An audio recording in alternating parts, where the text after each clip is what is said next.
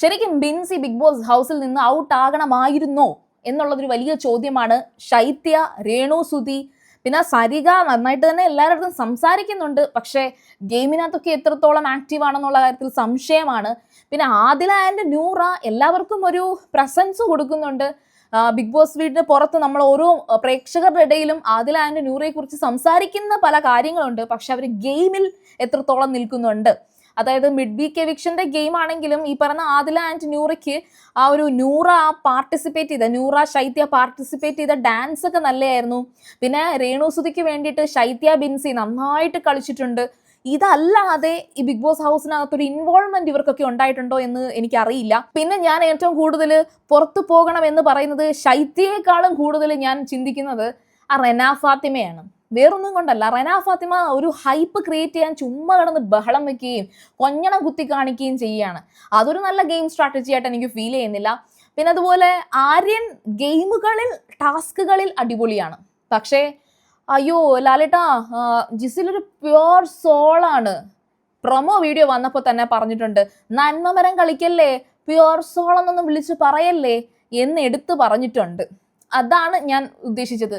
ആര്യനൊക്കെ പുറത്തു പോകണമെന്ന് പറയുന്നില്ല, പക്ഷേ സെൽഫായിട്ട് എന്തെങ്കിലുമൊക്കെ ഗെയിം കളിക്കണം. അല്ലാതെ ടാസ്കുകളിൽ ഓടിക്കളിച്ച് ഇതൊരു ഗെയിം ഷോ ആണ്, അല്ലെങ്കിൽ റിയാലിറ്റി ഷോ ആയിട്ടല്ല അവർ കാണുന്നത്. ഇതൊരു മത്സരം, ഓട്ട മത്സരം, ചാട്ട മത്സരം ഇതുപോലെ കാണാൻ പാടില്ല എന്നുണ്ട്. പിന്നെ മിഡ് വീക്ക് എവിക്ഷന് പോയ 2 പേര്, ഒരാള് നമ്മുടെ ഷാരിക KB, രണ്ടാമത്തത് ഒനീലും ഷാരികയും തിരിച്ചു വന്നതും പോയതും ഒന്നും വലിയ ഹൈപ്പായിട്ട് എനിക്ക് ഫീൽ ചെയ്തില്ല. ആരും കൊട്ടിഘോഷിച്ചതോ അല്ലെങ്കിൽ അയ്യോ ഒനീൽ എവിടെ പോയി, അയ്യോ ഷാരിക എവിടെ പോയി എന്നൊന്നും ആരും പറഞ്ഞില്ല. അപ്പോൾ ഇന്ന് ഒരു എവിക്ഷന് സാധ്യത ഉണ്ട് എന്ന് പറയുന്നുണ്ട്. ശരിക്കും പറഞ്ഞാൽ കഴിഞ്ഞ ആഴ്ച എവിക്റ്റഡ് ആയത് ഒരൊറ്റ വ്യക്തിയാണ്, രഞ്ജിത്ത്. അപ്പൊ ഈ ആഴ്ചയും ഒരാൾ മാത്രമേ എവിക്റ്റ് ആവാൻ സാധ്യതയുള്ളൂ, അത് RJ ബിൻസി ആണ് എന്നാണ് പറഞ്ഞിരിക്കുന്നത്. പക്ഷേ വീണ്ടും ഒരു എവിക്ഷന്റെ ഒരു ചൂട് നമ്മുടെ പ്രൊമോ വീഡിയോയിൽ കാണിച്ചിട്ടുണ്ട്. അത് നിങ്ങളാരും പ്രതീക്ഷിക്കാത്ത ഒരാളായിരിക്കും എന്നൊക്കെ ലാലേട്ടൻ പറയുന്നുണ്ട്. ഒരു പക്ഷേ അത് ശൈത്യ ആയിരിക്കുമോ എന്നുള്ളൊരു കാര്യത്തിൽ സംശയമുണ്ട്. കാരണം എന്ന് വെച്ചാൽ ആ ഒരു കാർഡ് എടുത്ത് തിരിച്ച് എവിക്റ്റഡ് എന്ന് വായിക്കുകയാണെങ്കിൽ അത് ഞെട്ടാൻ പോകുന്നത് അനുമോളുടെ ഒരു ഫേസിൽ ആ ഒരു ഞെട്ടലുണ്ട്. അനുമോള് പിന്നെ എവിക്റ്റ് ആയാലും വല്ലാത്തൊരു ഷോക്കിംഗ് എക്സ്പ്രഷൻ ഒക്കെയാണ്. പൊതുവെ ബിൻസി പോയപ്പോഴും ഒട്ടും പ്രതീക്ഷിച്ചില്ല എന്നൊക്കെ പറയുന്നുണ്ട്. ഓഫ് കോഴ്സ് ബിൻസി പോയപ്പോൾ ഒട്ടും പ്രതീക്ഷിച്ചില്ല എന്ന് പറയുന്നത് ഒരു ഫേക്കോ അല്ലെങ്കിൽ ഒരു കള്ളമോ അല്ല. നമുക്കും അറിയാം ബിൻസി നന്നായിട്ട് എല്ലാ കാര്യങ്ങളിലും ആക്റ്റീവ് ആണ്.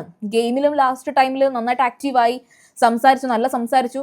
പക്ഷെ പുറത്ത് വോട്ടിംഗ് മാത്രം കൺസിഡർ ചെയ്യുമ്പോൾ ബിൻസിക്ക് അത്ര വോട്ട് കിട്ടാൻ സാധ്യതയില്ലാത്തത് കൊണ്ടായിരിക്കാം ബിൻസി പുറത്ത് പോയത്.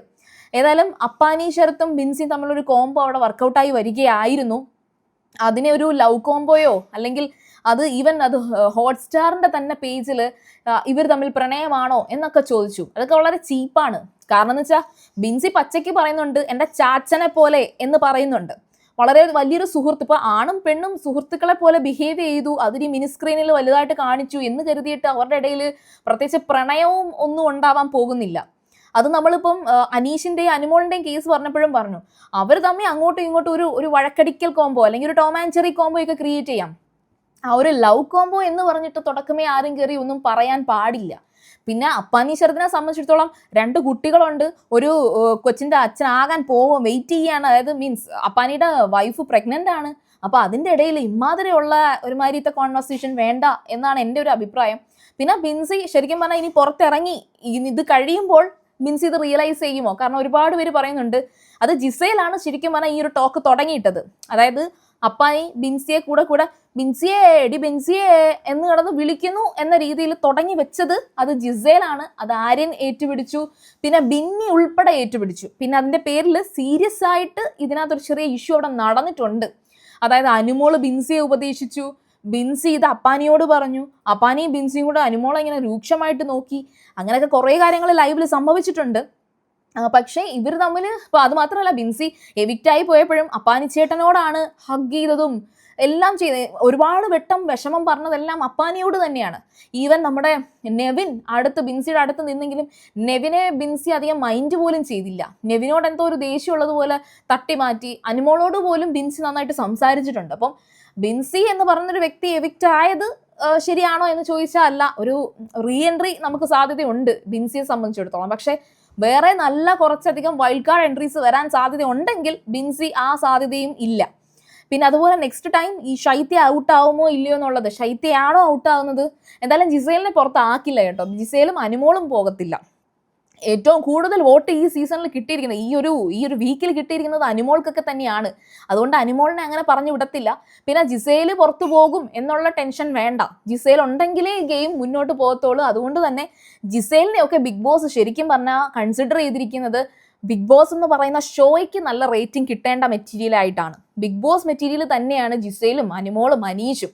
തമ്മിൽ തല്ലുന്നവർക്ക് കമന്റ് ബോക്സിൽ കിടന്ന് തമ്മിൽ തല്ലാനേ പറ്റത്തുള്ളൂ. അപ്പോൾ ഏതായാലും ശരി, ഇന്നൊരു എവിക്ഷൻ ഉണ്ടോ ഇല്ലയോ എന്നൊക്കെയുള്ളത് നമുക്ക് കാത്തിരുന്ന് കാണാം. അപ്പോൾ നിങ്ങൾ ആദ്യമായിട്ടാണ് സീരിയൽ ഗ്രാൻഡ്മ കാണുന്നതെങ്കിൽ ഉറപ്പായിട്ടും ചാനൽ ഒന്ന് സബ്സ്ക്രൈബ് ചെയ്യുക. അതുപോലെ വീഡിയോ ഇഷ്ടമായാൽ ലൈക്ക് ചെയ്യുക, കമന്റ് ചെയ്യുക, ഷെയർ ചെയ്യുക. അപ്പോൾ ഞാൻ പോയി വരാം. ബൈ.